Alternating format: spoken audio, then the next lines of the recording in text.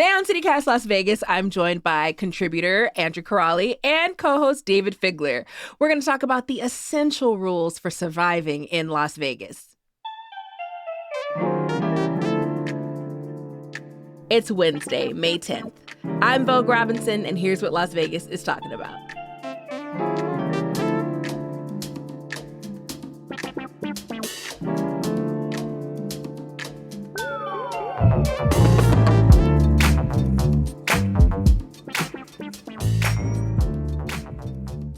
Andrew and David, hello. How are y'all doing?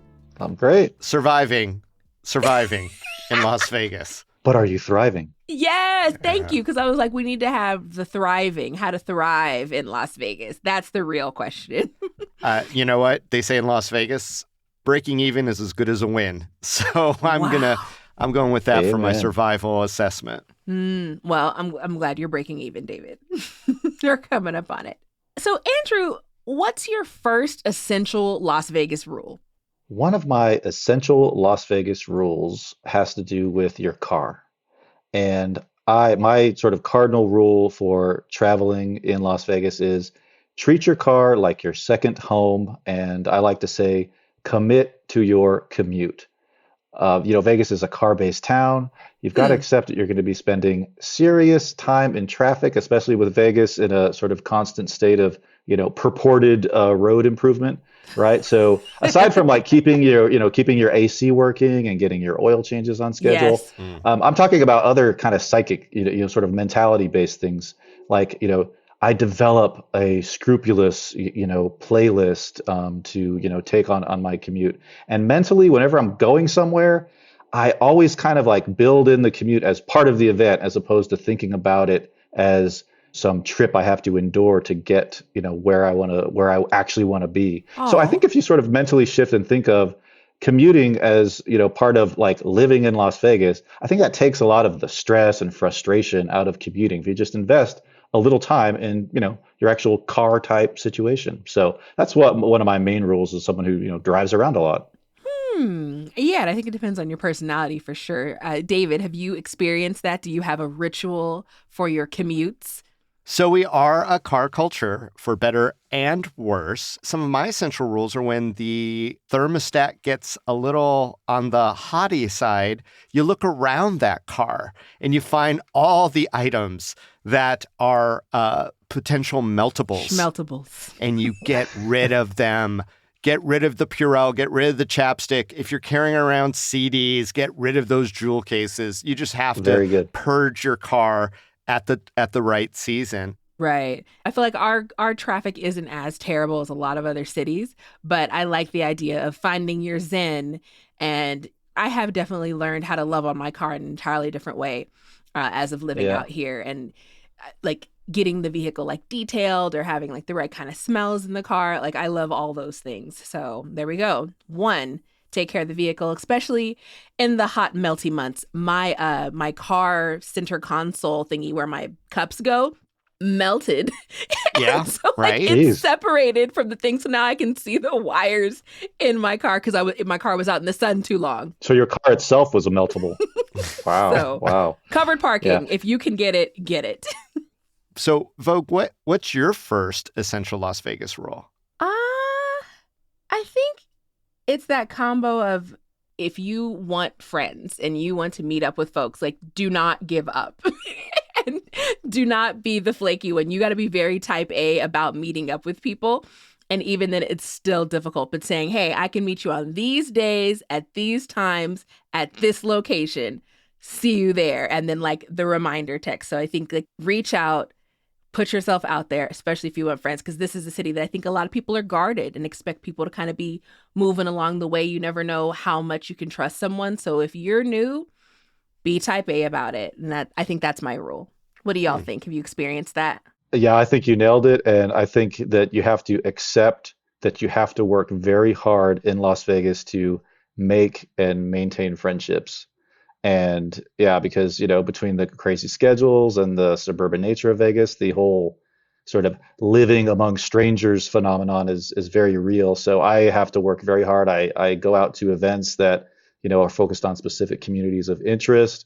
I'm the guy who's always organizing get-togethers with friends, and you are absolutely right, Vogue. It definitely takes work, and if you accept that, it becomes an essential rule for sure. Yeah, I agree. I also have some caveats to that. Yeah. Don't always accept the person that you're interacting with at face value, that their backstory is what they say it is. Las Ooh. Vegas has a lot of people who kind of float through and are trying to reinvent themselves. And I'm not saying Google everyone you meet, but, sometimes it's like, oh, I did all this stuff. Maybe you did, maybe you didn't. You just have to figure out where and how important that is to you to know the truth about it.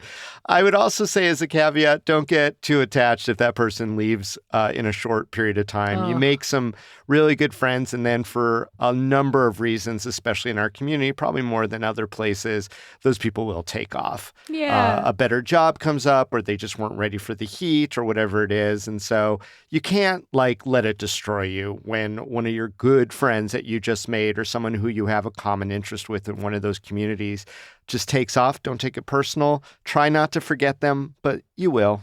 You will. Yeah. Yeah, and it's really funny you say that, Figler, because I used to be the kind of person who resisted investing in new friendships and new relationships because there was always the prospect on the horizon of this person leaving. Yeah. And it really just kind of starved my social circle. And I kind of learned to, based on your observation, dive in and be like, I'm going to enjoy these people while I can. And suck all the friendship marrow that I can out of their existence while they're Yes. here, before Ew. But the Vegas also, okay. vortex spins them out. Marrow Yeah. is delicious. Thank you very much. Especially the Friendship marrow Friendship of marrow, marrow. friendship. so tender, so Friendship juicy. marrow is delicious. I don't know how I managed to make that sound vampiric, but I did. David, I love that you mentioned that. I feel like you told a story definitely directly from my heart. My friend Jessica, Jessica moved to Seattle, and I'm just like, I come back. Why did Hmm. you leave? My feelings are still hurt, and not from her, but just the distance is actually really painful. And I had such a genuine connection with her. So you hit the Oh, nail on the head, David. It's a yeah, city of longing and mourning, forever Mm. grief. But always changing and new people coming on exactly, exactly. who may or may not be who they say they are. But it's all okay. It's all okay.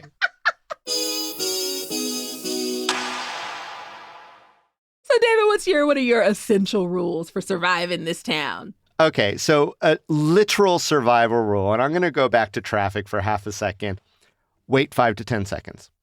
No, I don't understand. When you're at a stoplight and it turns green, wait 5 to 10 seconds before you pull into the Oh, Yep, intersection. It yep, has saved yep. my life countless times.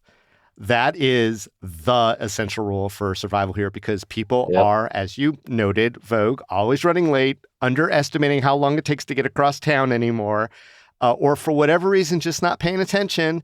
And I have counted, and in that count, boom, 1, 2, sometimes 3 cars will go after my Yep. light has turned green. So yeah, that is the one to save your life. I'm going to do a flip on that too, which is if you are walking in Las Vegas, which God bless you. yes. Mhm. I know you have an interesting backstory, and it may or may not be tragic, but if you are someone who has to walk, never walk near the edge of the sidewalk on the street side. Ever, Yeah. ever. Running a Flirting with risk. danger. Yeah, Yeah. you are. Yeah. I mean, how many times do we see cars crash into bus shelters and things Yep. like that? People waiting for the bus. You got to wait behind the bus shelter, not on the bench or on the edge looking Which for is that a bus. shame. It is a Yeah. shame, but it is definitely a survival. Yeah, you got to huddle protectively behind the actual bus shelter. Yeah, it's sad but true. Oh, safety first. So, Andrew, what's your next rule? I have one that has to do with the dining scene, and it's kind of Okay. common sense, but I think it applies to Vegas as a burgeoning quasi metropolis, and that is always make restaurant reservations if they're offered. I think we're living in an age now where you cannot count on the casual walk-in. Restaurants in Vegas have they've all been discovered by the influencers. They're all blowing up on Instagram and TikTok, so plan ahead and make reservations, and don't count on your undiscovered gem remaining undiscovered. It just Hmm. saves me a lot of time and frustration that you'd otherwise get if you go to your favorite restaurant and it's booked up, because restaurants in Vegas, they just shoot to like hyper popularity at random times. And so, small tip to save your sanity. Yes, for sure. I think on our things to do for like people you hate, like send them to a certain restaurant without a reservation. Yeah. Yeah, I blame the influencers. Have you experienced that, Vogue, where you've like really wanted to check out a restaurant, but the rezos got in your way? Oh, it was one of the Mimosas Gourmet the first three times. The first three times we tried As to in, you go. tried to walk in and you couldn't? Sure did. It was like, oh yeah, we're gonna Yeah, walk in. yeah, Then we showed up 2 hours early and still couldn't get in and drove to yeah. Cheesecake Factory. And as we were putting in our order at Cheesecake Factory, I got a text. It was like, your table's ready at Mimosas Gourmet. And I was like, for real? Too late. Damn. So yes, especially for brunch. Nope, ain't no way. So I have definitely Yeah. experienced that. See, my rule when I go to a brand new restaurant, if they have a bar, try to get to sit at the bar. Even Yes. if it's Ooh, yeah. reservations ahead of time, ask for the bar. Because our bartenders, I've been to many, many cities. I'll put our bartenders in Las Vegas up against any city's bartenders. They know service. They are nice. They are great at tips, not just for the restaurant, but for other restaurants like it. You build friendships. And Yeah. I Yeah. do love the bartender scene. Yeah. And it's much more social to eat at the bar too. I feel like the bar is the workaround if you don't have a reservation. You can get Yep. in, your food's usually faster. You've got some good convo and somebody who will make you something special too if you ask them to make you like a signature cocktail. So yeah, David, I think you're right. Hmm. Our Yep. bartenders are the bomb. Yep. Okay, I've got one, and tell me if this is an experience that y'all agree with. Hmm. Bring a jacket with you everywhere year round, especially in the summer, because people do not know how to control the AC inside buildings Um, and restaurants in Las Vegas. It is always whack. It never correlates with the experience that you had coming from the outdoors, or it's so harshly different from the outdoors. The jacket is both regulator and warmth in the summer, which you need mhm. when you go Yeah. into certain places that have that AC, I think at 50 degrees Fahrenheit. Hmm. There's something like overcompensating though. Yeah, and in casinos too. So I think tourists should know that even when you're here in 100 and something degree temperatures, bring that jacket with you. You're gonna thank me. Right. Andrew, do you have any rules around tourists? I have sort of I guess a sort of broad observational one that could apply equally as well to tourists as well as locals. We just need to accept Las Vegas as a sad, fake, and trashy place, on Ah, many levels. And I guess the way this comes in is because I think we've sort of been seduced by this idea of like, people talk about like the Rat Pack era and their reign at the Sands, in the 50s and 60s as this unrecapturable time of, glamour and And wit and class. class. But actually, it was a pretty raucous and sometimes, sort of trashy affair, in the Rat Pack era. And I'm reminded of when, Howard Hughes bought the Sands in 1967. The story goes that they cut off Frank Sinatra's credit line to gambling, and he went ballistic. He stood up on a table, was screaming, and threw a chair and drove a golf cart through the window. And I mean, that would have been all over the internet. And I guess I love Vegas. It's my hometown, and I embrace its fundamental, quintessential, sort of existential premise as being a fake imitative place, and that's the strange beauty of Las Vegas. So we have boo. we have like luxury experiences and fine dining and high end shopping, and those are cool, but those are generally kind of exceptional experiences in Vegas. And so I think if you sort of embrace the sad fake trashiness, that's all one word with a hashtag, I think it takes you a long way into sort of appreciating Las Vegas's weird nuances. I hate it. Wow, what I a hate silence. it, Andrew. Oh my God. But, really, that's what a lot of those 44 million people who come here are both expecting and to a weird, funky degree want. They didn't come here for poetry readings, although if Yes, they they are did. lucky enough to find one, then they'll 3. have a heightened experience. Boo. Boo to both of you. And you've been here longer than me, so I'm ashamed of both of you. I Yeah, maybe think I'm expressing deep resignation or something. So save me. we give you space. Vegas gives you space for trashiness so you could be your trashy self. But like if we had no tourists, would we still be trashy? And I think the answer to that question is mostly no. So Very metaphysical question. if we're doing the factors and making the Venn diagram, no, y'all, no. Well, Can't I'm see my gonna finger just waving and my neck moving, but okay. it's doing all those things. I'm gonna be the mediator here and say that there is always a pathway to navigate the not so trashiness of Okay. Las Vegas. So you could be in that space, but you could also seek out the amazing public art that exists on the Strip. Right? You could go to Aria and City Center and that area over there and the crystals and catch a world like renowned sculptures that are just floating out there.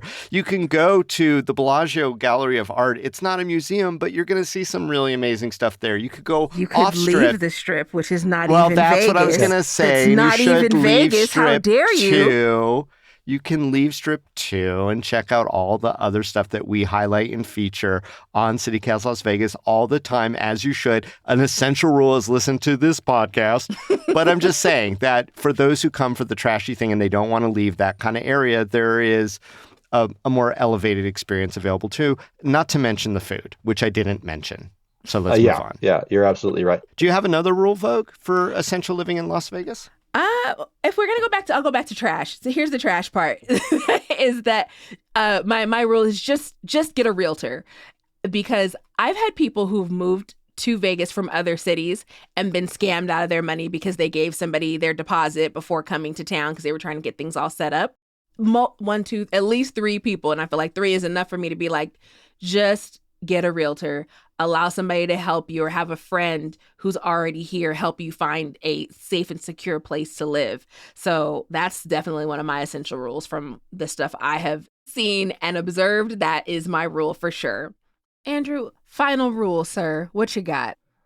Final rule, simple, self-explanatory, and that is the weed is always stronger than you expect. You know, weed's been legal in Vegas, since 2000, or Nevada since 2017, since mid Yeah. 2017. And I mean, we have to remember that now that it's legal, it's also very refined and sometimes fortified. So I tell everyone, this isn't your friend's skunky swag that he gave to you in a balled up gym sock. This is like legit, lab grown, weed. So dose accordingly and, be safe and sane. Whoop, there it is. David, do you concur? Oh, yeah. Yeah. You got to be careful. Moderation is a good essential rule for all aspects of Las Vegas life. Let's not mess around with that one. Yes. I think that's a great one. Indulgence is a little too close to the edge of the sidewalk, if you know what I'm saying. Bring that I back. always say everything in moderation, including moderation. David, what's your final rule? We haven't really talked a lot about gambling and gambling convention and kind of things that people say to each other and things like that. There are certain things you're not supposed to do. Like if you're standing near a craps table, you never say out loud the number that falls between 6 and 8. And I'm not going to say it now because someone might be at a craps table listening to this podcast, and I'm not going to jinx them, because we are a very superstitious place, by the way, when it comes to the gambling space. So you got to be very careful. But also, and this is really an essential rule, and I don't care if you're a local or tourist, if you see somebody who hit a big jackpot or whatever, never say, "Oh, congratulations, you're so lucky." You don't know that person. You don't know the struggle that they have. You don't know if they just lost like $5,000 winning that $500, and they don't want to hear it, right? I mean, you're taking a real, if I might, crapshoot, engaging with a gambler when you're trying to be nice, when you might actually be like pissing them off. So just be careful when you're walking through the gambling space. Absolutely. Vogue, what's your last one? So my last one actually is like, it's a question around rules for y'all, because I feel like the longer you live here, the more you know a person who performs at Cirque, a person who works at that casino, a person who there's always someone who knows someone who has the hookups, but like, what's the rule and the etiquette around asking for hookups? And so I'm going to ask y'all, because I think y'all have more hookups than I do. How do you do this politely? My personal rule is to never ask and never expect, just because I always assume, especially having worked in media for decades, that becomes kind of a quasi unsavory part of the entertainment culture, is the comps that turn into gifts, that turn into relationships, that turn into, weird kind of things. Bribes. Yeah. It's kind of, yeah, exactly what I wanted to say. So I just don't ever ask, because I also assume that these friends are probably already beset by countless requests from a million other people. And do I really want to just, sort of add to that pile of annoyance? So that's my particular take on comps is, if the universe will provide if I am so deserving. I love that. That's definitely my spouse's point of view. He never wants to ask for hookups. And I was like, you're real friends with this person. Ask them. And he's like, no, just dead. No, never. Yeah. Yeah. How David, about I you, feel like David? you're always cashing in. I feel like, how does this happen? Teach me your I ways. I always try to be passive aggressive about it.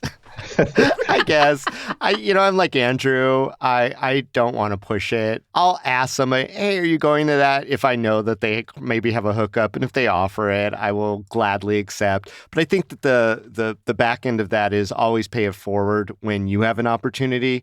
Don't be stingy. Don't try to sell your tickets. If you Right. got some, pass them along to others. That Yeah. karma Mm. comping Hmm. is definitely a real thing. And so it comes to anyone who's been here long enough. And if you have a chance to be the benefactor, you should go for it. You don't need to make that $40. You could make someone's day.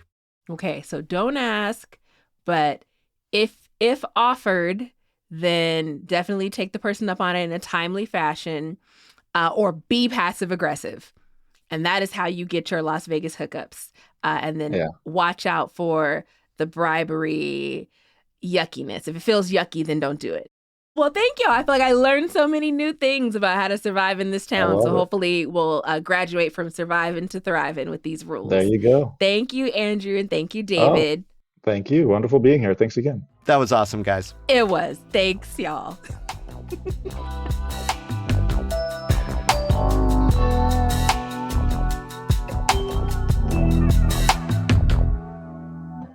Before you go, here's some news you should know. What's going on, David? Well, Vogue, following up on Monday's shooting at Von Tobel Middle School, it appears that the shooting wasn't at Von Tobel. Police say the adult victim was hit by a stray bullet fired from several blocks away. Still scary for all those kids. Police have arrested an 18-year-old suspect. Also, despite the much ballyhooed land deal that would put the Oakland A's in a stadium at Tropicana and I-15, said to be a binding agreement, the team is quietly looking at other sites. That's in large part because no one has yet introduced a bill into the legislature to formalize the $500 million in public assistance the team is seeking.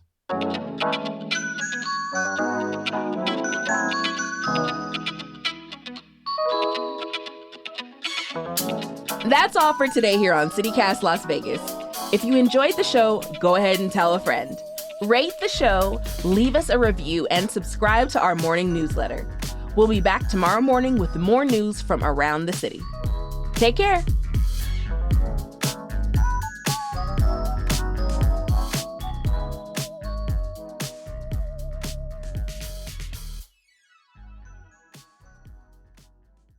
Especially in the casino space, if you have somebody or a relationship or something like that, you could ask them if they've got tickets to, do you guys have extra tickets for Adele?